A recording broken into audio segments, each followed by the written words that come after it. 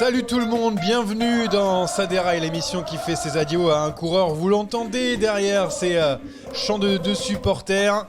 Un coureur qui nous aura fait presque plus pleurer que sourire, mais qui aura marqué une génération française. Thibaut Pinot a donc fait ses derniers tours de roue en Lombardie ce week-end. Le dernier monument de la saison remporté, on vous l'a dit, la semaine dernière par Tadej Pogačar. Pour une troisième fois de suite, on débriefe d'ailleurs cette course dans le départ, la première partie. Ensuite, on vous donnera la parole sur Thibaut Pinot, vos souvenirs, je sais pas, qu'est-ce qui vous a marqué, pourquoi vous êtes fan de Thibaut Pinot, ça sera dans le sprint final, parce que oui, prouesse technique, on a réussi à faire un Twitch et un Space sur X en même temps. Alors, est-ce que ça fonctionne correctement ? Je ne sais pas, mais en tout cas, on vous permet d'écouter et de nous regarder en même temps, et on vous prendra du côté de Space pour discuter de Thibaut Pinot. On aura aussi un petit peu de Paris-Tour aujourd'hui parce qu'il y a une petite surprise là-bas avec des néo-retraités aussi qui étaient présents du côté de la ville Tourangelle. Pas mal de choses à dire. Avec la Dream Team ce soir, l'équipe des débuts. Rémi Dos Santos, plus heureux pour la victoire du Portugal face aux Fidji lors de la Coupe du Monde de rugby que le top 15 de Rui Costa sur le Tour de Lombardie. Bonjour Rémi. Bonsoir. Alors, même. Bonsoir. Non, je sais pas. Un top 15 de Rui Costa sur un monument, c'est quand même. C'est extraordinaire. C'est extraordinaire. C'était un beau week-end pour le sport portugais. En tout cas, si vous suivez Rémi Dos Santos sur les réseaux, vous ne pouvez pas ignorer que le Portugal a gagné son match de rugby. Ça c'est sûr. Et du coup, vous venez de l'entendre, Jérémy Sakian, plus heureux pour le retour du cyclocross que déçu de voir la saison sur route s'arrêter. Bonsoir, Jérémy. Bonsoir, Johan. Et là, c'est vrai. C'est la vérité. Ouais, franchement, on a kiffé dimanche, c'était incroyable. Déjà d'entrée de jeu, première course, boum. Donc, c'est pas faux. Pas trop vite, parce pardon. qu'on aura un petit. Oui, je sais. J'ai travaillé le conduct. Oui, bien sûr. D'abord, on va filer en Italie, direction le Tour de Lombardie. Allez mon petit, on en remet là, on en remet. Et 1, et 2, et 3 de suite pour Tadej Pogačar, qui a cette fois-ci terminé en solitaire. Une victoire pleine de maîtrise. Il a été, je trouve, parfait tactiquement, Rémi. En fait, Tadej Pogačar, pas forcément une jambe au-dessus de tout le monde, pas vraiment le super Tadej Pogačar qui brise tout le monde, mais tactiquement, il a été à la perfection de bout en bout. Oui, il a été très bon tactiquement, même l'UAE, même dans son ensemble, ils ont réussi à peser sur la course exactement au moment où il le fallait, parce que avant que Pogačar attaque, c'est Yates qui en met déjà une première et qui sort déjà une première partie du groupe des favoris. Puis derrière, il y a eu la deuxième lame, le deuxième coup de pétard signé Pogačar. Wow. Même quand Vlasov a suivi, on savait de toute façon ce qui allait se terminer à la fin. C'est comment ça allait finir. C'était comme avec Mas l'année dernière. Et puis finalement, non. Qui ? Henrik Mas. Et tu sais que, je répète, Henrik Mas, il est top 12 20 minutes après la course. Oui, parce qu'il est DNF et qu'il avait les 10 premiers. On a bien compris. Bon, est-ce qu'on peut parler sérieusement vélo, Jérémy ? Parce que merci à Henrik Mas. Mais bon, ce Tadej Pogačar, est-ce qu'il t'a surpris, mais peut-être dans sa façon de courir cette fois-ci. D'habitude, il écrase tout, il se pose pas de questions. Là, il a laissé un premier coup partir, puis ensuite il est revenu, il a remis une couche lorsque Roglic revenait. Enfin, je trouve qu'il a changé un petit peu sa manière de rouler. Non, pas vraiment. Si ça s'est pas écrasé, il part à 30 km de l'arrivée, il fait cavalier seul, il arrive avec plus d'une minute de marge. Il a eu le luxe en plus de tenter dans la descente, ce qui est quand même assez peu commun, surtout venant de Tadej Pogačar, qui depuis sa chute sur le Tour de France l'année dernière, lorsque Vingegaard était à ses côtés, était un petit peu plus prudent. Et là, j'ai trouvé Pogačar assez vif, assez malin. Il a mis tout le monde dans le rouge, il a mis Vlasov dans le rouge, il a obligé Roglic à un gros effort aussi avant d'attaquer dans la descente. Je crois que c'était du Ganda, si je dis pas de bêtises. Ouais. Non, moi je l'ai trouvé très fort parce qu'après il faut encore résister. Et au moment où il fait la différence dans la descente, il prend 15-20 secondes grand max. Après, il faut résister, il faut accentuer. Alors oui, peut-être qu'Adam Yates aussi a joué son rôle, et ça c'est incontestable dans le groupe de compte pour dissuader un petit peu tout le monde. Peut-être qu'il n'y a pas eu l'entente que certains auraient espéré, mais il était encore une jambe au-dessus de tout le monde. Et pour moi, sa façon de courir, oui, est spectaculaire, mais la finalité, cette victoire, c'est la logique. Et on en avait parlé dans le podcast la semaine dernière. Pour moi, il n'était pas le super favori, mais il restait le favori. Voilà, ça fait 3 de suite, 5 monuments en tout, rien à dire. À aucun moment, tu te dis que quelqu'un d'autre va gagner. Bah non, Dans mais le final. avant Dans la le final. course, oui, Oui, mais alors, avant la avant la course, on attendait un Primož Roglic un petit peu mieux parce que il avait montré de belles choses sur le Giro dell'Emilia et puis derrière, il a été un petit peu, alors très bizarre sa course. Hein, si vous avez bien regardé, c'est que il a toujours été un petit peu en retrait, toujours en décalage, Un peu en dessous, oui, un peu en dessous et même physiquement. dans la descente, dans les plats, il était toujours quelques mètres derrière. C'était très bizarre de le voir courir comme ça. Roglic, quand il est pas en forme, tu le vois tout de suite parce qu'il est jamais dans les premières positions dans ces cas-là. Et c'est vrai que quand il se cache un petit peu, c'est jamais bon signe pour lui. Alors est-ce il avait de très mauvaises jambes, j'irai pas jusque là, mais il était pas, c'était pas du grand Roglic. Alors qu'en face, Pogacar, il était très bon. Donc à aucun moment tu as pu espérer voir un Roglic lui mener la vie dure. Après, un mauvais Roglic, on va dire. Ça fait quand même podium du Tour de Lombardie, Oui, donc ça c'est quand même incroyable hein, de le voir faire ça, Primož Roglic. Bon, il y avait aussi un troisième homme qu'on attendait, Remco Evenepoel, qui a été victime déjà, il faut le dire, d'une lourde chute en début de course, hein, décidément, l'amour avec la Lombardie, c'est pas encore ça. Et puis il a lâché très tôt, hein, alors que les favoris étaient partis au loin. Même si après il est revenu, Jérémy. Hein, Remco, il était dans un troisième groupe derrière, mais bon, il a pas lâché. Il aurait pu prendre de nombreuses minutes. Il a été pas loin du top mais de toute 15, façon, un truc comme ça. Je crois en plus il a tapé tout le monde au sprint derrière. Mais bon. Il fait 9ème, non? Je sais même plus. Je crois je sais même il plus me comment semble c'est. qu'il fait 9. Je J'ai crois plus qu'il tellement fait- en ouais, tête. je crois que En c'est tout ça, cas, ouais. il termine en premier du sprint. Du Encore troisième une fois, c'est malheureux. On a été privé du duel qu'on espérait. Alors là, c'était même un trio, mais personne n'est capable de dire ce qu'Evenepoel aurait pu faire. Mais sa chute a brisé sa course, malheureusement. Alors, à Liège, c'était l'inverse. C'est Pogacar qui était tombé. Là, c'est Remco. Ça fait quand même beaucoup hein, cette saison. Ça fait 3 monuments sur 5 où on a été privé d'une bataille incroyable à cause de faits de course. Ça peut arriver, mais là, ça fait quand même beaucoup si on met tout ça bout à bout. Oui, avec un Remco Evenepoel qui malheureusement n'a pas pu se mêler à la bagarre. On a vu donc un excellent Tadej Pogacar, on a vu un Roglic un peu en dessous, on a vu d'autres satisfactions. Vlasov, tiens, toi qui aimes bien la Bora, Rémi, Vlasov qui a fait une très belle course. Et il est pas loin de basculer avec Pogacar, il s'est fait avoir par quelqu'un, j'allais dire plus d'expérience, mais il a 25 ans en fait Pogacar, mais voilà, par plus malin peut-être. Plus malin et plus fort de toute façon. Ouais. Je pense que Vlasov, il est quand même en dessous de Pogacar, mais ouais, c'est une bonne course. C'est même pas une si mauvaise fin de saison. Sa fin de Vuelta était meilleure que son début. Il finit plutôt bien. Après, bon, bah, il est en dessous quand même, hein, malgré tout, Alexander Vlasov.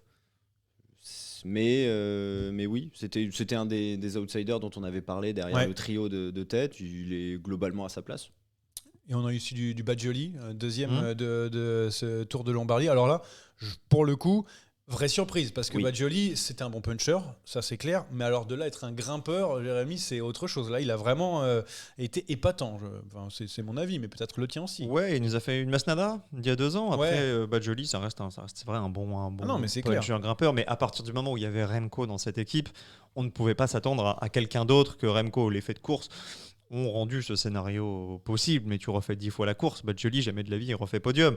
Parce que normalement, tu es censé articuler ta course autour de Remco. Et on l'a vu au moment où Alaphilippe s'est fait décrocher, parce qu'Alaphilippe, lui aussi, hein, finalement, a sacrifié ses très faibles chances pour permettre à Remco de revenir et d'entrer dans le top 10. Donc ouais, bravo à Badjoli. C'est pas la première fois qu'on le voit sur ce genre de classique World Tour. C'est très prometteur. Surtout qu'il part à la fin de la saison, c'est terminé hein, quasiment, mais dans quelques jours du côté de la Lidl Trek pour Andrea Gros Badjoli. recrutement Ouais, de la Lidl Trek. J'ai l'impression que là, ils ont sorti les moyens. Ouais, mettre les moyens. Oui, et c'est vrai qu'il y a du beau monde qui part dans cette équipe, même si, bon, le maillot, pas encore hyper fan, va falloir qu'on s'habitue. On verra peut-être l'année prochaine, ils vont faire un joli truc. Tadej Pogacar, donc, qui remporte son 5e monument en carrière, le 2e de la saison après le Tour des Flandres. La saison 2023 du Slovène, nouvelle fois gigantesque, hein, on le sait, 17 victoires, dont en plus de ces 2 monuments, c'est Paris-Nice, l'Amstel, la Flèche, 2 étapes du Tour, une 2e place au final, on l'a vu en juillet, avec cette victoire. Et là, je vais commencer par poser la question à mon ami Jérémy. Est-ce qu'il y a match entre Mathieu Van Der Poel et lui pour le Vélo d'Or de cette année ? Pour moi, il y a match. Il y a match. Et j'ai du mal à me prononcer parce que les deux le méritent. L'avantage qu'il y a cette année, c'est qu'il y a 2 récompenses, qu'il y a le Vélo d'Or mondial et le Vélo d'Or classique. Et je suis à peu près sûr, disons à 99%, que celui qui ne remportera pas le Vélo d'Or remportera l'autre. Donc les deux seront récompensés et ce n'est que justice.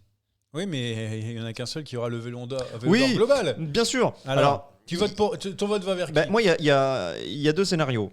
Soit on se concentre sur le palmarès sur route. Oui. Et à ce moment-là, ma préférence va à Pogacar.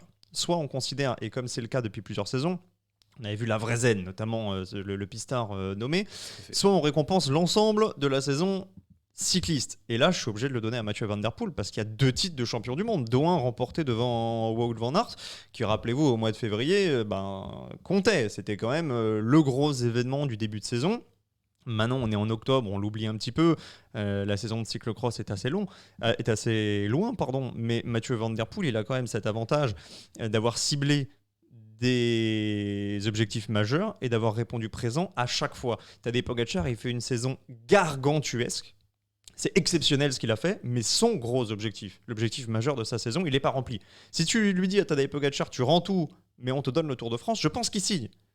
À partir de ce moment-là, c'est difficile de le donner à Pogacar si on tient compte de toute la saison. Mais si Pogacar là, il n'y aura aucun scandale. Je crois qu'il y a certains tweetos qui ont fait des sondages. Ça penchait même un petit peu plus en faveur de Pogacar.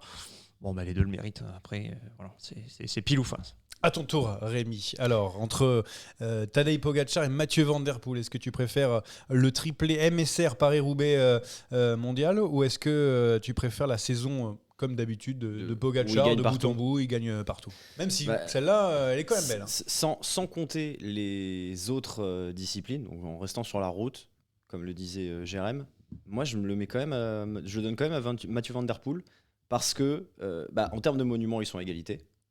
C'est vrai. Et surtout, il gagne son gros rendez-vous, c'est les mondiaux.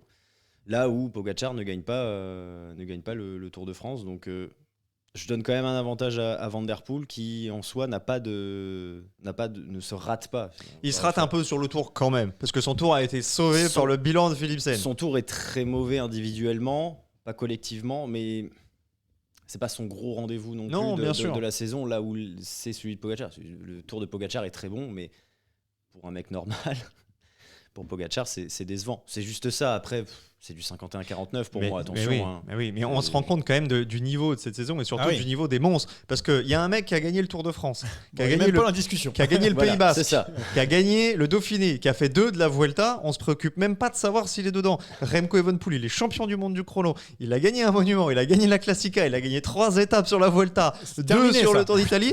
On n'en parle même pas. Vous vous rendez compte quand même de la saison qu'ont fait ces mecs? Bah oui, et Remco l'a gagné l'année dernière. Alors Remco l'année dernière, il pouvait pas ne pas le gagner. Un peu mérité. Pogacar en 2021, Roglic en 2020. Comme ça, on équilibre un petit peu tout. Si Van Der Poel remporte le vélo d'or global et comme ça. Si tu veux mon sentiment, je pense que c'est Pogacar qui va le gagner et qu'on donnera le vélo d'or classique à Van Der Poel puisque c'est 3 faits d'armes, c'est 3 courses d'un jour.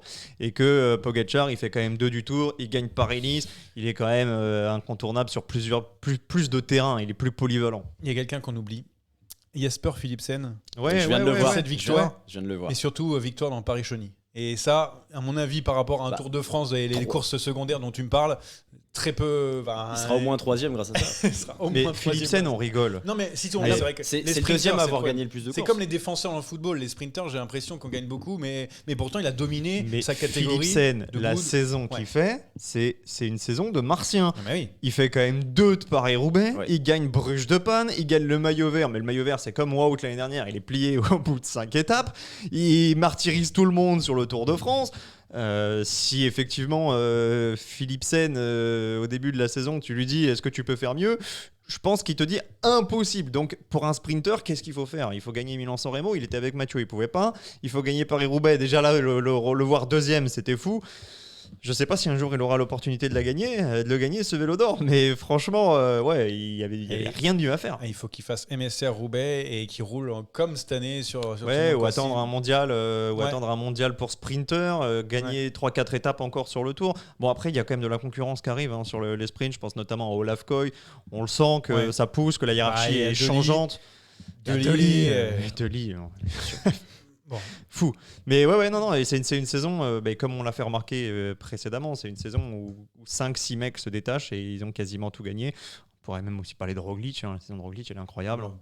Comme d'habitude, toujours au niveau, Primož Roglic qui va changer d'écurie en 2024 pour aller chez la Bora. Alors, on aura le temps de faire ce bilan de la saison, on le fera un petit peu plus tard. Aussi, on a nos awards parce qu'on ne va peut-être pas être d'accord avec le vélo d'or cette année. Ça sera aussi un petit peu plus tard dans l'année. Et puis, un peu plus tard aussi, il y aura la page Thibaut Pinot. Elle arrive juste après. On n'attaque pas.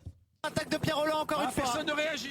Parce qu'on n'attaque pas, j'ai noté des trucs, je croyais que ça allait jamais s'arrêter. Alors, on a Paris-Tours, on va en parler, ne vous inquiétez pas, avec la victoire de Riley Sheehan, stagiaire chez Israël, la méga surprise de cette fin de saison, peut-être de l'année, je ne sais pas, j'ai plus tout en mémoire, mais on est pas mal quand même. La retraite à Paris-Tours de Tony Galopin et Greg Van Avermaet, ça aussi, ça compte. Le Tour de Turquie, j'ai marqué la balade de Jasper Philipsen, mais il y a aussi cette montée ultra difficile pour ceux qui ont regardé. Un truc de dingo, 20 km à 10% tout le temps, j'ai vu même l'arrivée, c'était juste incroyable avec la victoire de Lutsenko. Autre truc de malade, Oscar Sevilla qui remporte le Tour du Hénan. C'est en pro, attention, c'est en point pro. À 47 ans, devant Berwick qui a gagné le Tour d'Alsace. Et Ben Hermans aussi notamment, enfin voilà, pas mal de trucs comme ça. Mohoric, champion du monde de gravel, j'ai noté. Laurent Brochard chez les plus de 55 ans. Pas de diffusion chez les femmes, ça a aussi beaucoup fait parler. On n'a pas vu Niva Doma remporter ce titre de champion du monde. Le cyclocross, le retour du grand cyclocross à Beringen en Belgique. La fin du projet de fusion entre Soudal et Jumbo, on a beaucoup parlé. Ça y est, c'est finito, merci beaucoup. Kianoï de Brox aussi, on l'a vu peut-être à la Groupama FDJ, finalement, il n'y en a plus aussi. Hop, comme ça, les rumeurs, on les balance. Et le Giro 2024 qui va partir de Turin avec une arrivée à Europa assez vite en altitude et peut-être 70 km de chrono au total. Voilà donc ce qui a été annoncé dans On attaque pas. Alors on commence par quoi ? Qu'est-ce qu'on attaque Peut-être par le plus frais. Par cette montée abominable qui a été proposée aujourd'hui sur le Tour de Turquie. C'est complètement lunaire ce qu'on a vu. Une montée en plus avec des tout petits pavés. Alors bon, le plateau vaut ce qu'il vaut. Il y a quand même Jevan qui a explosé en route et c'est Lutsenko qui gagne. Mais des montées comme ça, j'en ai pas vu souvent. Et on est vraiment à la limite du. T'exagères, à 3 bornes de la fin, le kilomètre à 3 bornes de la fin, il a 5,7%. Il y a un replat. C'est vrai, il y a un replat. Selon PCS, 18,4 km à 10,3%. Donc autant vous dire qu'on n'est pas près de la montée celle-là, nous. Et déjà, ça peut être un défi. Je pense qu'on à partir du moment où c'est en Turquie, moi je suis pas sûr d'y aller, mais quand même la montée semble impressionnante. Donc d'abord il faut aller faire l'Angly Rouge, je vous rappelle, c'est le Paris depuis un petit moment. On essaiera de le faire bien sûr.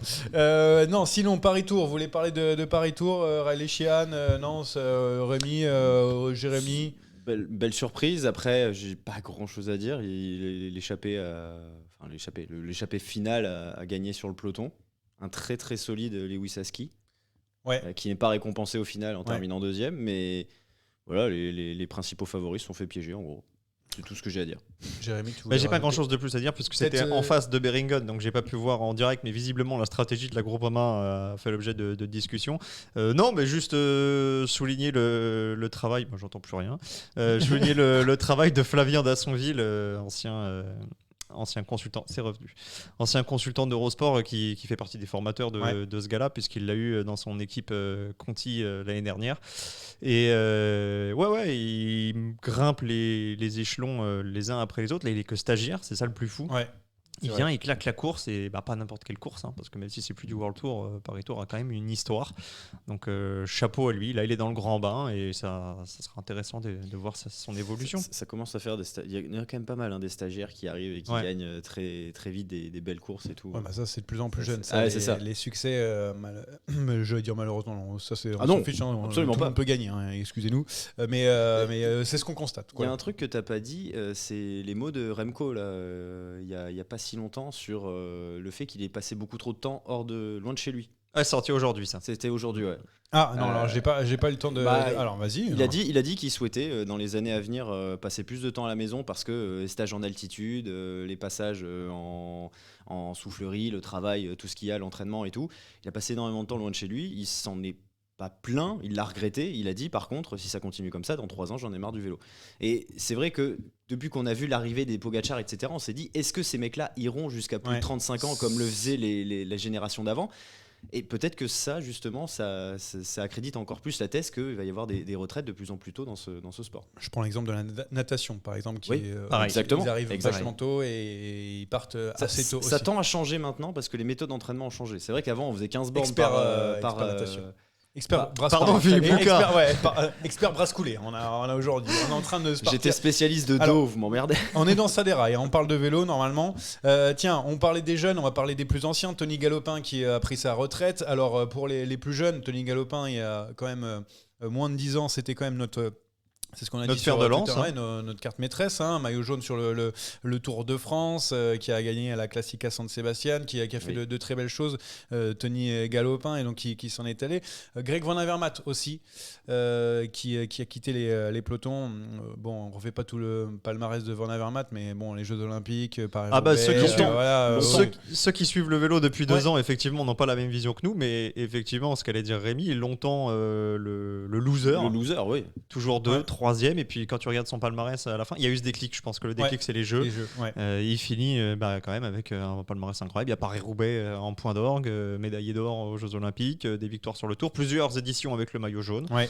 Donc chapeau à lui, retraite bien méritée, ça fait quand même 2-3 ans. Que ça, c'est compliqué. ça a commencé. Il y a eu ce podium avec AG2R sur le Tour des Flandres, qui est improbable. C'est à peu près tout, quoi. Ouais, Greg Van Avermaet, donc qui s'en va aussi de ce peloton, un peu plus dans l'anonymat que par exemple un Thibaut Pinot. Mais avant de parler de Thibaut Pinot, cyclocross. Cyclocross, Beringen.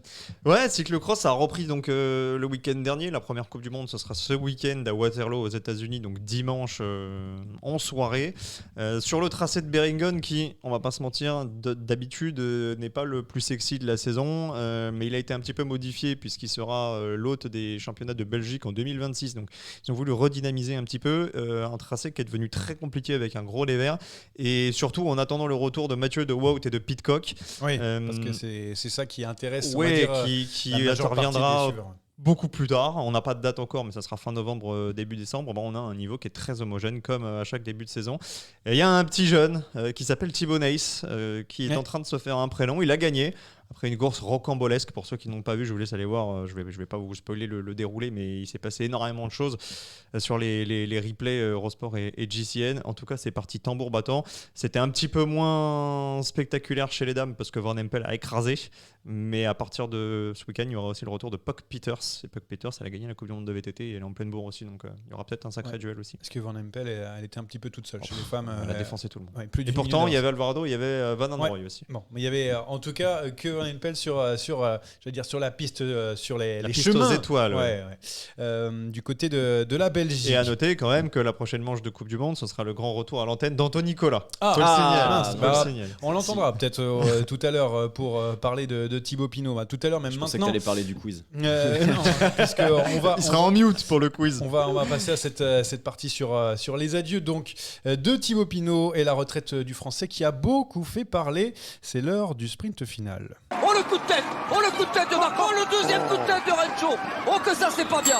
Et donc sur X et sur le Space, vous pouvez lever la main, dites-nous si vous voulez prendre la parole. Ne faites pas les timides.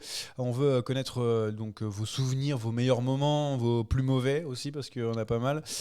Pourquoi vous êtes fan de Thibaut Pinot, donc n'hésitez pas à prendre la parole, un petit doigt levé, et on vous donne cette parole.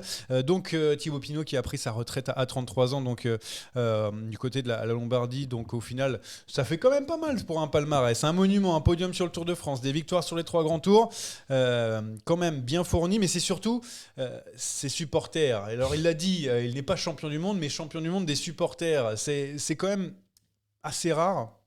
Et je me pose la question de savoir si on a déjà vu comparaison sur, par exemple, Alberto Contador. Rien à voir. Sur le déplacement de supporters. Non, mais là, ça dépasse l'entendement, ce qu'on a vu. Ce qui serait intéressant, ce serait d'avoir des gens qui ont vécu ça de l'intérieur, qui étaient à Bergame. J'imagine que c'est prévu. Oui, écoutez. Alors, ce qu'on va faire, c'est qu'on va directement aller donner la parole à Cactus sur un vélo, que vous connaissez si vous suivez Saderail, puisqu'il gagne tous les quiz lorsqu'il est avec nous. Donc, du coup, on l'a banni depuis un petit moment, mais il est de retour. Est-ce qu'il nous entend ? Est-ce qu'il peut prendre la parole, Cactus sur un vélo ? Hugo, salut. Bonsoir tout le monde. Salut. Alors, ce n'est pas un quiz, il n'y a rien à gagner. Pas encore. Mais tu étais du côté de Bergame. Là, on pourra prolonger. Tu étais du côté de Bergame samedi. Comment ça s'est passé? Explique-nous. Comment tu y es allé? Comment était l'ambiance? Vas-y, tu peux t'exprimer, tu as la parole. Eh ben, il se trouve que j'avais pas vraiment prévu d'y aller, mais que via Twitter, il y a 5312, donc qui est assez connu notamment de McFly, qui est présent sur Twitch, qui a proposé de me prendre. Donc moi, je suis de Chambéry actuellement. Lui, il est dans la Drôme, donc on y est allé le vendredi soir. On n'a pas été à Bergame le vendredi soir, même si ça a été très animé de ce qu'on a pu voir sur les réseaux sociaux. Mais on est allé sur place donc le samedi matin. Donc c'était rendez-vous à 9h30 à la Piazza della Libertà. Donc rassemblement de tout le monde. Il y a eu le petit passage sur Eurosport vers 10h15, il me semble. Et après le cortège. Donc qui a bien duré 1 heure à chanter toutes les chansons, à s'entraîner. Un peu de fumigène, tout ça. On est arrivé donc sur le virage. On s'est installé, on a pris le temps, on est allé faire des photos aussi au niveau du grand drapeau qui était près de la porte. Madio est arrivé, je sais plus vers quelle heure, mais bien avant la course. Il a pris un bon bain de foule, il a pris des bières, il y a eu une bonne communion autour de Madio. Et après, pendant la course, donc on a eu Pogacar qui passe, le groupe avec Roglic, etc. Il y a ensuite le groupe avec Madouas où ça commence à monter. Il y a un temps de quelques minutes. Et après, il y a le groupe qui arrive avec Pinot. Et là, c'est incroyable. Nous, on n'était pas au cœur du virage. On était un poil avant. Et Ouais. déjà là, c'était impressionnant. C'était incroyable. Donc, Thibaut qui avait les mains tendues, qui faisait quasiment des checks à tout le monde. Et derrière, je veux dire, les autres coureurs du groupe qui savaient pas trop qu'est-ce qu'ils faisaient là, un peu l'impression qu'ils étaient perdus au milieu d'un meeting de Thibaut, quasiment. Et après, donc, il y a eu le cœur du virage, les images les plus marquantes, où il était quasiment à l'arrêt. Et après, on est retourné donc, au bus Groupama après la fin de la course, Ah, quand même. où on a pu faire des photos, des autographes, tout ça. Ça s'est prolongé. Il me semble que ça s'est prolongé assez tard dans la soirée. Nous, on est reparti un peu plus tôt avec donc 53-12, mais on a bien profité. Avant de te redonner la parole, reste avec nous, Cactus. Je voulais donner la parole à mes coéquipiers aujourd'hui autour de la table. Jérémy, c'est quoi ce que tu gardes en souvenir de Thibaut Pinot? C'est quel moment, quel souvenir? S'il ne fallait en retenir qu'un, ce serait évidemment le Tour 2019 parce que toute la France y a cru. Moi, sans être un supporter absolu de Thibaut Pinot, j'ai été pris comme tout le monde par cette vague de folie qui nous a saisis à cet été 2019. En plus, il y avait Alaphilippe qui était en jaune. On y a tous cru. Honnêtement, on y a tous cru. On y a tous pensé, on y a tous rêvé. Ouais. Et on a tous été évidemment dévastés de ce scénario. J'ai même pas de mots pour le décrire. C'est décevant sur le moment, mais avec le recul, finalement, c'est fidèle aussi à la légende de Thibaut Pinot.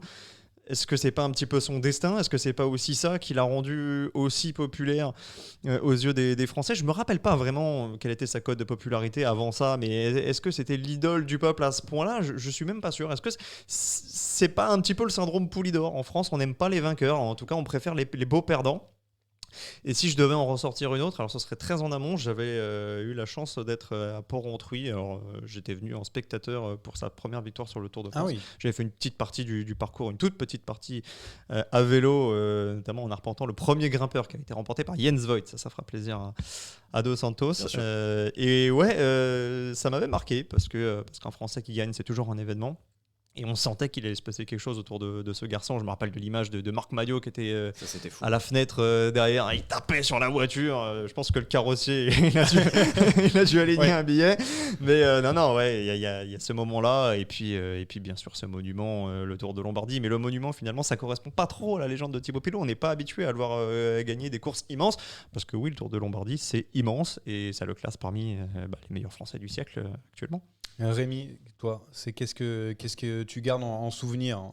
Il est pas mort, vous inquiétez pas. Pinot, si vous rejoignez l'émission, il est pas mort et il se fait plaisir. La première journée de retraite, il a fait du karting aujourd'hui. Si avec ses chèvres, sûrement. Non, avec les quelques groupes FDJ, il y avait Kevin Genietz, il y avait Rudy Mollin et un qui m'échappe. Il a raison d'en profiter. Bon, Rémi, alors du coup. évidemment, comme Jérémy, le Tour 2019, c'est cette image de son abandon, ses larmes, etc. Pour Antruy, bien sûr, pour cette première et les images de Madio. Mais même de manière plus générale, cette aisance qu'il avait quand il était en forme dans les montées, c'était assez impressionnant. Moi non plus, je suis pas particulièrement Pinot. Moi, je suis plus Team Bardet, tu vois, par exemple, si on les a longtemps mis face à face, entre guillemets. Moi, j'étais plus Team Bardet, mais il était tellement plus aérien, il était tellement solide. Moi, sa victoire sur le lac de Covadonga, sur la Vuelta, c'était juste monstrueux. Et on parle d'une époque où il a affronté des Contador, des Froome, des Valverde, des Nibali. Vraiment, je pense que actuellement, c'est le meilleur grimpeur français qu'on ait eu presque de tout temps, en fait. Mais il était juste aérien et c'est vraiment ça qui m'a marqué particulièrement chez lui. Ce podium en 2014, c'est aussi la marque des plus grands très tôt dans la carrière. Malheureusement, il n'a jamais réussi à récupérer ce Tour de France que les Français attendent de tous. Mais en tout cas, ça a marqué toute une génération. Tiens, le Tour de 2014, il est quand même très particulier dans la mesure où tu perds tout le monde tes deux super favoris. Mais c'est vrai que c'est un peu le Tour des Français aussi. Ils font 2-3-6. Mais tu vois, Jean-Christophe Perrault qui fait 2, il a été aussi médaillé olympique, il n'y a jamais eu non plus cette ferveur, alors que c'était un super coureur, hyper complet, qui a réussi une adaptation sur la route à vitesse grand V. Sur la route aussi. Voilà. Mais ce qu'on peut retenir aussi de Thibaut Pinot, et je me permettrai d'ajouter ça, le Tour 2015, qui intervient juste après celui de 2014 où il monte sur le podium, il est complètement à la rue. Mais il vient quand même gagner à l'Alpe d'Huez, tu vois. Donc c'est quand même un mec... Il y a de l'ego. Il y a de l'ego, il y a du mental. Il y a du mental parce que pour rester dans sa course, se dire ok, j'étais venu pour faire au moins aussi bien que l'année d'avant. De toute évidence, ça ne le fera pas, mais je vais rester jusqu'au bout, je vais me battre. Il y avait eu Mende aussi où il s'était emmêlé les crayons avec Bardet. Et c'est Cummings qui avait gagné. Un fameux souvenir. Voilà, donc il y a quand même des souvenirs délicat, mais à chaque fois il a réussi à surmonter ça. Sur le Tour des Alpes l'année dernière, il fait 2, il est dégoûté, il pensait pouvoir gagner, il est au bord des larmes lorsque le journaliste, je sais plus qui c'était, je crois que c'était Tanguy Quiroz, si je dis pas de bêtises, l'avait interviewé pour la chaîne L'Équipe. Le lendemain il repart à l'attaque, il gagne. C'est ça aussi Thibaut Pinot. C'est vrai. Et d'ailleurs, c'est ça, et c'est peut-être ça qui t'a plu, Cactus, puisque tu es fan de Thibaut Pinot. Comment tu es tombé fan de ce coureur ? Moi, je suivais pas vraiment le vélo, ni 2012, ni 2014, ni 2015. C'était vraiment le Lombardie, le Tour 2019 et tout ce qui s'est enchaîné ensuite. Donc, Tour 2020 où la galère était pour moi, elle était moins marquante que 2019 parce qu'on l'avait vu tomber. 2019, on savait pas. On a été un peu surpris que 2020, on savait qu'il était tombé, on savait que ça allait mal finir quasiment.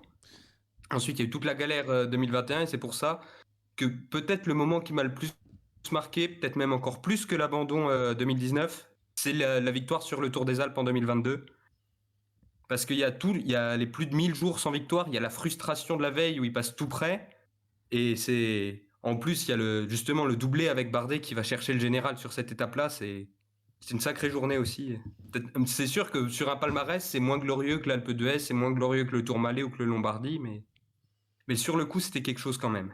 Et Clem, le jeté de vélo qui dit sur Twitch, je pense qu'il est aimé à ce point car c'est le seul qui a fait rêver toute une génération d'une victoire française sur le Tour. Ça aussi, ça peut compter. Il y a aussi des personnes de notre génération, des suiveurs du vélo. Moi personnellement, et vous l'avez peut-être remarqué quand vous regardez le plafond, le mur, lorsqu'on J'ai cru qu'il allait dire le plateau, non. Ce qui était quand même ambitieux. Lorsque vous regardez le studio de Saderaï, il y a Thibaut Pinot qui trône au-dessus de nous, il y a le maillot qui est juste, pour ceux qui nous regardent sur Twitch, sur la table. Moi, c'est celui c'est avec qui j'ai commencé. Voilà, on a 2 ans d'écart avec Thibaut Pinot. Non, je le battais quand j'étais jeune. Non, mais c'est celui j'ai grandi avec lui. Voilà, j'ai grandi avec lui. J'ai pensé très tôt qu'il allait gagner. Pour moi, c'était mon coureur ultime, celui pour qui je vibrais à chaque course de vélo. Il m'a fait pleurer, il m'a fait crier. Beaucoup de choses différentes. Au final, j'ai jamais lâché. Et pourtant, Dieu sait qu'on m'a tensé, Dieu sait qu'on m'a dit non mais laisse tomber, il est cramé à chaque fois et tout. Mais bon, j'ai toujours cru jusqu'au bout et comme tout le monde. Et c'est ça aussi qui a fait La différence, c'est un coureur à part, un coureur humain.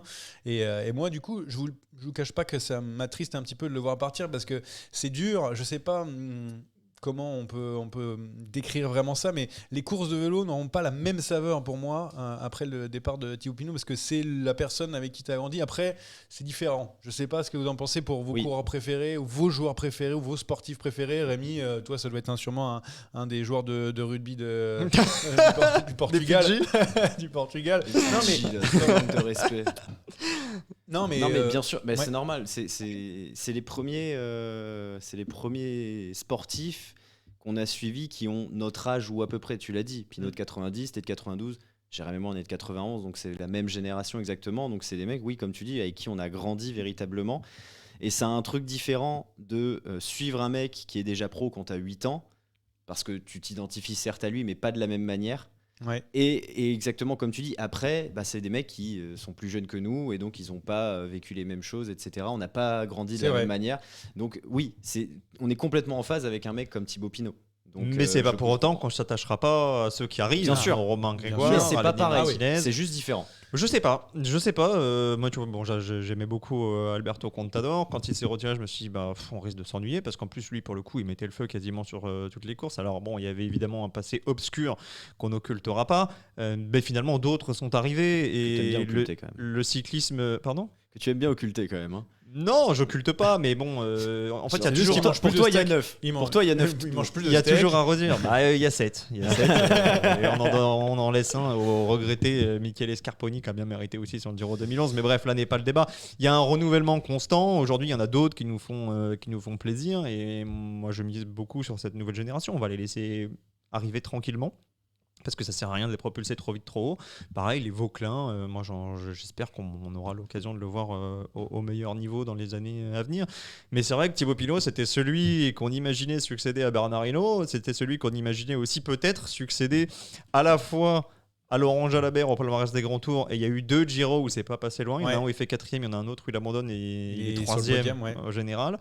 L'année de Froome, l'année où Froome renverse le Giro dans l'étape de Sestrière via le Finesse. 2018, ouais.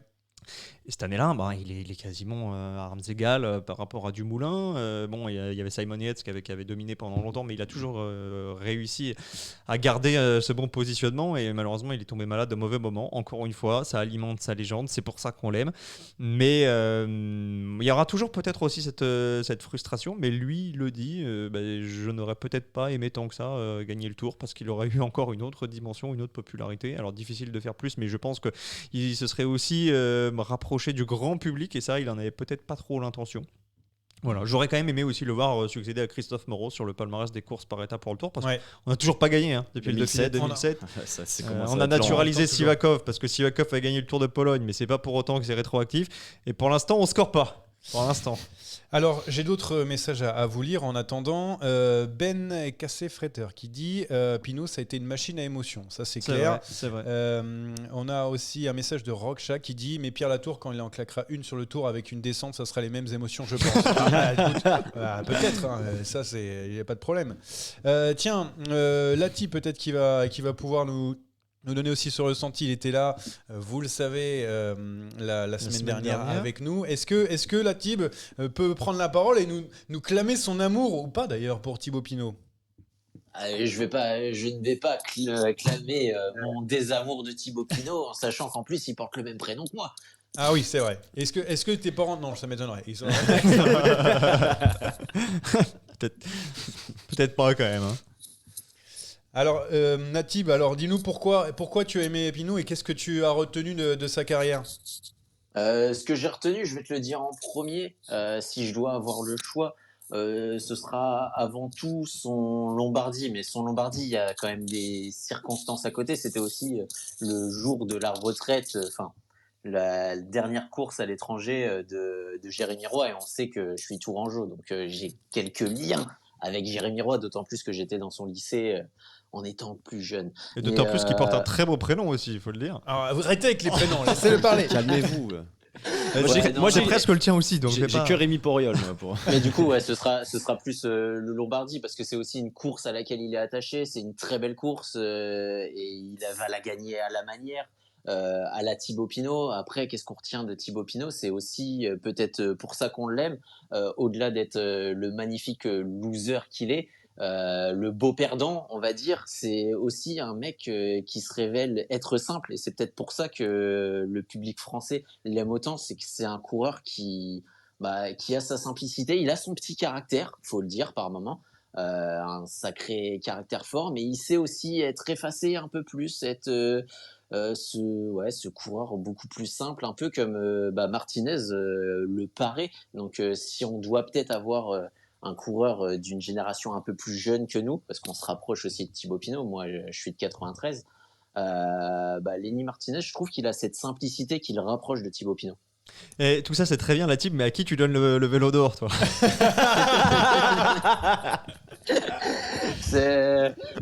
Si je suis de mauvaise foi, je vais dire Mathieu Van Der Poel. Maintenant, C'est bon, on arrête là. Question suivante, Johan Tritz. Il y a quand même match avec Ouais, Tadej on est Pogačar, d'accord. faut être Je honnête. rigole, évidemment. Merci Latib, en tout cas d'être passé avec nous. C'était un grand plaisir d'avoir tes avis, surtout sur Thibaut Pinot et pas seulement. Dernière annonce pour parler de Thibaut Pinot, parce qu'après on a un quiz quand même à faire. Ouais. Est-ce qu'il est sur Thibaut Pinot ce quiz ou... Tu verras après. Tu vas faire quoi? Tu vas aller sur la page PCS comme Anthony Nicolas? Peut-être. Peut-être. Allez, encore le dernier message avant de passer au quiz.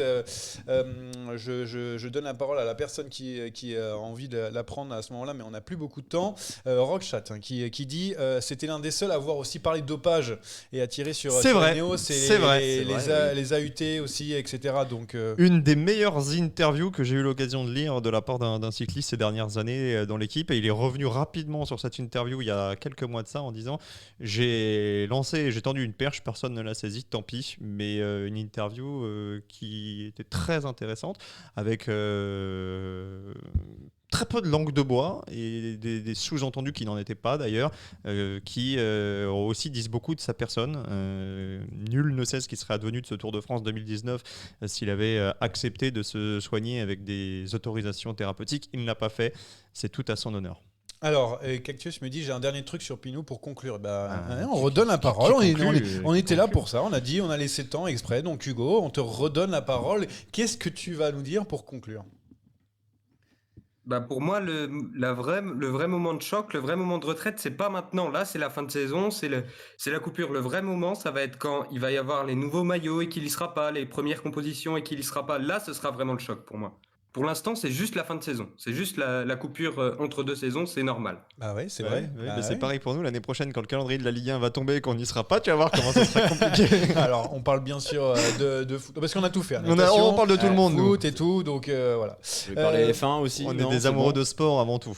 Oui, alors, C'est une belle phrase, ça, Jérémy. et il y a aussi un message de Acola60 qui Je dit sais pas qui c'est. pourquoi Saakian ne peut pas s'empêcher de parler de moi. Qu'il a un Voilà. boulard, celui-là. Tiens, en parlant de boulard, Latib, est-ce que tu es encore avec nous? Parce qu'on a un quiz, mais tu veux peut-être y participer, prendre ta revanche si tu es toujours, même si tu as un petit délai dans le space. Est-ce que tu es encore parmi nous? Dis-nous S'il est sur Discord, il n'y a pas de délai. Hein. Non, mais il est pas sur Discord. Attends, laisse-moi me connecter sur Discord et là, Ah ouais, donc là, il est revanchard. Ah là, il est en revanchard. revanchard il est comme chaud, ouais. Never. Bon allez, et Cactus, comme il a participé, reste sur le Discord, parce que allez, on fait participer tout le monde au quiz. Ah ouais, donc aujourd'hui. vous êtes combien là? On est 25. Vous êtes 25. Allez, Très bien. on va être bien pour compter les points. le temps, C'est exactement ma préoccupation. Le reste, je m'en fous. Hein. le temps de mettre le jingle, de préparer tout ça, et la type va arriver. Ce quiz est une dictature orchestrée par moi-même. J'ai pas compris la question, c'est... C'est un bazar, oui, c'est un bazar. Il y a du Alors quiz, attends, il y a du quelqu'un. quiz. Il y a Oui. le message Acola60 qui nous dit je vous prends moi n'importe où. Allez, on Acola. t'invite- allez, encore amène un truc Acola. sur Discord. Amène Allez, Acola. allez, Acola, on t'attend sur Discord. On te réexplique. De toute façon, à quoi ça sert de lui réexpliquer, étant donné qu'à chaque fois qu'on lui explique, il comprend pas. Ouais, Donc ça ne sert pas à grand chose. Ça ne sert à rien. C'est quoi est-ce qu'il y a des difficultés sur le quiz ou pas? Oui, est-ce c'est que- un quiz compliqué Ah, aujourd'hui. oui, c'est un quiz compliqué. Pour les gens ou pour Anthony? Pour les gens compliqués, pour Anthony infaisable. Pour Anthony, c'est un petit peu le mur aujourd'hui du Tour de Turquie. Ah oui, hier il m'a dit j'aurais fait 5 sur 10. Et Voilà, au, quand ni- il au a niveau des règles, la mafia fait encore ce qu'elle veut ou ça va Qui dit ça Qui C'est la C'est team. Tib. Allez, -2 pour la type d'entrée de jeu. Il y a McFly qui dit on peut jouer dans le chat. Non, on peut pas. Enfin, si, vous pouvez jouer. dans Mais le chat. McFly, Non. qui Mais, viennent dans eh, le. moi, je vous redonne. Vous savez quoi Je vous On redonne. remet le lien du Discord Je dans remets le derrière chat. les petits- Anthony est là ou pas? Parce qu'Anthony. On l'entendrait s'il y avait Anthony. hein. Oui, c'est vrai. Ouais, alors je vous mets le lien du Discord. Si vous voulez vous connecter, vous venez et on fait un giga quiz n'importe comment. Alors qu'on aimerait bien faire un gros quiz à la fin de. On va le faire, on va le faire. On va le faire à la fin de l'année. D'une manière un peu différente de ce qu'on avait fait la dernière fois parce que c'était trop long, mais on va le faire. Ah, Tonio est là. Tonio. Ah. Tonio. Ça va, Tonio? Salut Tonio. Ah, ça va être un bordel, c'est pas possible. Le temps qu'il. Vous m'entendez? Ah bah Ah oui, on t'entend. Oui. Allez, Sois pas timide. allez, Ben Cassefreter aussi est dans le chat, dans le Discord aussi. Bon, Tout le vous monde est êtes là. 6. Ah bah non, mais là c'est un Bon, bordel. alors je on va sais plus faire, combien on est. on va faire des équipes, on va faire des peut-être. binômes. On va faire des binômes. Tu veux être avec qui, Johan? Bah moi je suis avec Hugo, moi je veux gagner. T'es avec Cactus. Rémi, tu veux être avec qui? Je vais être la Tib. T'es avec la type. Donc il reste Anthony. Et Ben Et Ben. Cassefreter qui est Très là. bien. Ben, est-ce qu'on peut t'entendre juste est-ce T'es que content tu de peux- ton partenaire, Ben? Ah, vous m'entendez? Oui, Ouais, on t'entend. Cyclocross, donc ça me va. Allez. Ah, bah voilà, comme ça. C'est super. On va se régaler. Alors c'est un quiz n'importe quoi, mais Bon. ça va être un beau quiz. Oui, Alors, là, vous annoncez vos Avec une prénoms. stat. Vous annoncez vos prénoms, s'il vous plaît, avant quand même, parce que sinon ça va être compliqué pour moi de donner des points. La semaine dernière, la type nous a réclamé un quiz sur Paris Tour, donc il y aura aujourd'hui un quiz sur Paris Tour. Ah, Il y a 10 questions et on va faire, j'aurais dû prendre la tib. on va faire un truc qu'on n'a pas fait depuis un petit moment. Première question qui vaut 1 point et ensuite ça monte 2, 3, 4. La dernière vaut 10. On peut quand même être à 0, c'est pour rassurer Anthony. Ouais, et surtout cette semaine, il n'y a pas de Il points n'y a pas de négatifs. point négatif. En revanche, C'est parfait. une proposition par personne et par question, ça ne change pas. Par personne, donc 2 par Donc groupe. 2 par équipe. Et vous Non, pouvez mais je jouer- préfère demander. Ouais, pour ouais, être Et sûr. vous pouvez jouer dans le chat aussi. Et le sur, chat peut jouer, évidemment. sur Ça, Discord. ça risque de faire beaucoup de monde, mais bon. Allez, c'est parti. Première question, elle vaut 1 point avant Riley Sheehan. Quel était le dernier vainqueur non européen? Gaviria. Gaviria. Hugo Gaviria. Annoncez les prénoms. Qui a marqué? C'est mon Hugo ça. Hugo. Eh Hugo. ouais ça je reconnais C'est bien. la ça. question à 1 point, C'est ça compte un pas point. encore. Une bonne réponse, c'est Hugo, la plupart du temps. 1 point pour le duo Hugo. Johan, deuxième question. Quel père d'un coureur actuel de chez Arkea Samsic qui a remporté Paris Tour en 2004? Hugo. Decker. Anthony Decker. Hugo putain. d'abord. Hugo a donné son prénom avant. Ça commence. Hugo, Oui. eh ben, donne-moi ta réponse. Decker, le point pour Hugo. Anthony, si tu vas écouter la Bon. règle, on donne d'abord son prénom quand on joue à J'ai dit distance. mon prénom d'abord, hein. Juste, je vous laisse, et puis je laisse Hugo. 3 points. 3 points pour le duo Hugo-Johan. Troisième question. Un Slovène est monté sur le podium de Paris Tour au 21e siècle. De qui s'agit-il? Vas-y Ben. Borut Bozic. T'as entendu alors que c'était vraiment j'ai entendu fluctuant. Zic. 3 points pour le duo Ben Anthony Cola. Mais c'est pas grâce à Anthony. Je serai pas à 0. Quatrième question. Toujours savoir s'entourer des meilleurs. La quatrième question vaut 4 points. Celui qui gagne cette question prend la tête. Un Français au 21e siècle a fait 2e de Paris-Roubaix et 3e de Paris-Tour. De qui parle-t-on? Anthony Vas-y. Vauclair. Non, pas du Attends, tout. Tu ne peux plus attends, jouer. attends, Attends, il a répondu. Attends, il a dit Thomas Vauclair. Ouais, il a fait 2e de Mais Ben, Paris-Roubaix. il change apparemment. tout de suite de coéquipier là, parce qu'il a dit Thomas Vauclair, deuxième de Paris-Roubaix, j'ai pas vu cette édition. Ah, il y faudra avait me- Paris-Roubaix, excuse-moi, j'ai entendu. Ah oui, bah, si Bah t'as oui, entendu faut- la moitié de la question, ça marche pas. Hugo Turgot. Turgot, évidemment. Il y avait aussi Turgot pour Clem le jeté de Ouais, vélo, mais en jeté même de temps. vélo, ouais. En même temps. Allez, on va donner 4 points pour vous et 4 points pour le chat. Ah, bah, ça va Il n'y a être qu'une en plus, équipe qui n'a pas marqué, c'est celle qui a réclamé le quiz par l'intermédiaire de la team. La type, j'augmente juste ton volume pour voir si c'est pas un problème. Voilà, hop, là Ouais, j'augmente. peut-être que Tib est muté, non? Vous l'avez muté. Et il a même Moi aussi, vanne a priori. que la semaine dernière. Ouais, c'est. Question 5. Ah bah il n'y a pas de Belge aujourd'hui parmi nous. C'est dommage parce que la question concerne la Belgique. Quel est le dernier Belge à être monté sur le podium? Anthony, Oui.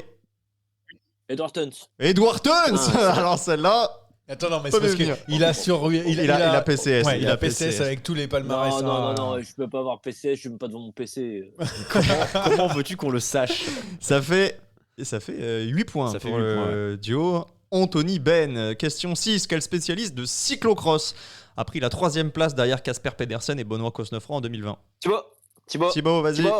Nievenens. Nice, 6 Bravo. points pour Rémi Dos Santos et la Tib. C'est quoi le classe Ça fait 8, 7, 6 et 4 pour le chat. Alors, mais qui a 8 non, les devant 8, c'est pour Ben et et Anthony. Ah, Toi, tu es à 7. Moi, Et je fais les 6. comptes parce que je sers à rien. Question 7. Avant Tobias Haaland Johannessen, quel était le dernier Norvégien sur le podium de Paris Tour? Ben Uchoft. Ben, c'est pas bon. Tu ne peux plus jouer. Johan Johan va dire Boassenhagen. Boassenhagen, c'est pas bon. Rémi, Christophe. Rémi, Christophe, c'est pas bon. Ça t'est donné dans le chat d'ailleurs, Christophe, en Oui. même temps que Il Rémi. y a eu Critif aussi. Critif, Je sais pas qui c'est. Bon, Hugo, on compte sur toi. Parce que là, j'ai pas d'idée sur le Norvégien. Je vais vous donner un indice pour ceux qui Ah. peuvent encore jouer. C'était en 2006. Ouais, Ouais. ok. Les chauves, c'était pas con du coup. Je trouve que c'était pas mal. 2006, attends. Attendez, je les ai appris. Ils étaient par pas cœur, nés. faut que je- Non, ils étaient pas nés aussi. Un prénom composé. Ouais, type, t'étais pas né, cherche pas. Non, Allez, personne ne marquera. 2006, j'ai le vainqueur, mais j'ai pas le deuxième. Eh ben, ça ne te fera pas de points, malheureusement. La bonne réponse était Ouais. Kurt Halle Arvesen. Ah, oui. Exactement, l'ancienne. exactement. On rentre dans les questions difficiles, hein, ça ne nous aura Ah. pas échappé. Question 8. C'est facile. Parmi les vainqueurs français de Paris Tour figure bien sûr Jackie Durand en 1998. En 2002, il a l'occasion d'effectuer le doublé, mais il est battu dans un sprint à 2 par qui? Richard Virang, Ben. Non, Richard Ben, c'est Virang. pas bon, c'est pas bon. Thibaut, Pils. Jacob Pil, bonne réponse de Bien joué, Thibaut, ça fait Thibaut. 14. Alors là, c'est terrible. Hein, Oh là comme, là là c'est là dur là. comme quiz là. C'est le plus dur de. 14, 8, 7, 4. Heureusement qu'on est beaucoup. Hein, parce que- Bizarrement, le chat marque moins sans Hugo. Ça, c'est quand même une constante. Bon, il reste 19 points à attribuer, donc tout est encore possible. Question 9. En 2005, 2 Belges se présentent en tête sur l'avenue de Grammont, mais sont revus par le peloton, qui sera réglé par Eric Zabel, qui remportera l'épreuve. Ils sont revus parce que le deuxième Belge refuse un dernier relais à Philippe Gilbert. Mais qui est ce fameux Belge? Oh là là là là là. Un Belge Putain, je connais que lui. connu. Un Belge connu. Si je vous donne ce nom, c'est parce qu'il est capable. C'est- Thibaut. Hugo, vas-y. Vas-y, je tente, mais je suis pas sûr. Vas-y. De Volder. Stein de Volder. Très bonne réponse d'Hugo qui va scorer 9. C'est pas moi qui ai dit. Ah, Moi, c'est- j'ai dit Bonnen. Ah bah Bonnen, c'est pas bon. Qui a dit de Volder? C'est Thib. C'est moi. C'est la Tib. oui, C'est la oui, Tib. la victoire. Incroyable. Ça fait 23 points. On va faire la dernière pour l'honneur parce J'ai cru que qu'évidemment j'allais gagner. le quiz est plié. Et celle-ci, je suis pas sûr que vous l'ayez, mais on va quand même la Bon, tenter. bah, de toute façon, ça fait un petit moment qu'on n'a pas grand-chose avec Rémi. Quel ancien vainqueur de Paris Tour, mais c'est très ancien. Quel ancien vainqueur de Paris Tour a donné son nom à un secteur pavé de Paris-Roubaix? Hugo. Vas-y Hugo. Guédon. Ah non, dommage. Zoutelmec. Zut. Euh, Dis n'importe Oh là quoi. là. Je vais vous donner Garin. un indice. Garin. Non, c'est le dernier secteur. Il fait 300 mètres. Il est très court. C'est un C'est pas espace. le secteur, c'est dans la rue, là. c'est- Eh oui, mais c'est un secteur quand même, c'est le secteur numéro 1. C'est le. Ah, je l'ai pas. C'est l'espace Charles, Don Guillaume. alors presque Crupelante. Ça n'a Ah, rien ok, à voir. d'accord. J'ai entendu Non, mais c'est- Pélissier. Bel essai. Victoire de la Tib et Rémi. Ils n'avaient que 2 bonnes réponses, mais ils avaient les plus importantes. Bravo à vous, messieurs. Bravo Tib. Merci à vous Solide. d'avoir Plus participé. rapide, Merci. 49,462. Putain, j'avais appris des conneries. Eh ben, merci d'avoir participé. Je crois que c'est le mot de la fin de ce quiz. On ne fera pas mieux. Merci d'avoir participé tous dans le Discord. C'était n'importe Y a quoi. pas mais les c'était paris bon. Alors si, Paris cyclocross. Mais Voilà, non. garde Anthony pour les paris Waterloo. Non, pas de Très bien, cyclocross pas de parce que cyclocross. normalement, alors Anthony, Ouais. vu que tu es là, on en profite. Il y aura normalement des space cyclocross sur Saderail. Est-ce que c'est ça? Est-ce que c'est ton envie en tout cas, monsieur Collin? C'est mon envie et oui, normalement, c'est temps pour parler avec mon acolyte qui est assis à ta droite, il me semble aujourd'hui. Eh bien, il connaît sa droite et sa gauche. Ouais, si je peux avoir une proposition.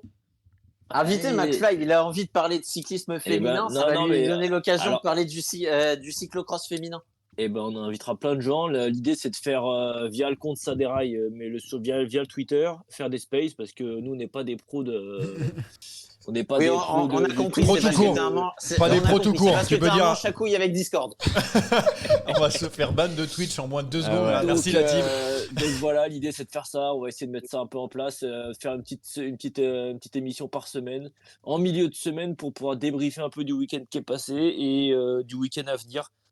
Donc voilà. Et information importante, on va déterrer Gilou pour. Ah ouais. Bah, ça fait plaisir de le voir. En tout cas, je vous passerai le bonjour. Et voilà, quoi. On va essayer de commencer la semaine prochaine, je pense, après la première Coupe du Monde. Très bien. Exact. Eh bien voilà, je voulais faire la publicité, mais Merci, quoi de mieux que Anthony, Monsieur Cyclocross pour faire cette promotion.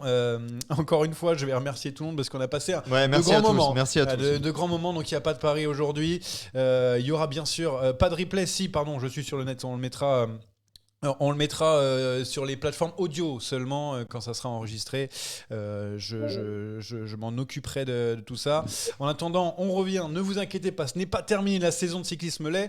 Enfin, quasiment, il y a encore un tour en Chine, même si ça nous intéresse pour les points UCI et pour. Ouais, normalement le c'est classement bon. pour, Normalement c'est pour bon. le JO. Bon, bref. Du coup, on a encore le bilan de la saison. On a les Saderaï Awards. On aura aussi des top 10, je le rappelle encore une fois. Donc, il y a pas mal de petites choses. Des quiz, peut-être du cyclisme féminin aussi pour terminer. Enfin, Oui, il pas y mal aura de choses. effectivement, c'était dit de faire un podcast fin de saison. Avec pourquoi pas McFly aussi qui voulait en parler. Voilà, ça m'a fait tilt tout à l'heure. Bravo messieurs, vous avez été grands. Bravo aussi à Thibaut Pinot. Et puis bon vent à tous et à la semaine prochaine. Et bravo à Rémi qui a gagné le quiz. Ouais, bravo à Rémi surtout. J'attends mon chèque, Rémi. Et encore là, salut les gars, ciao. Salut. Bye, ciao.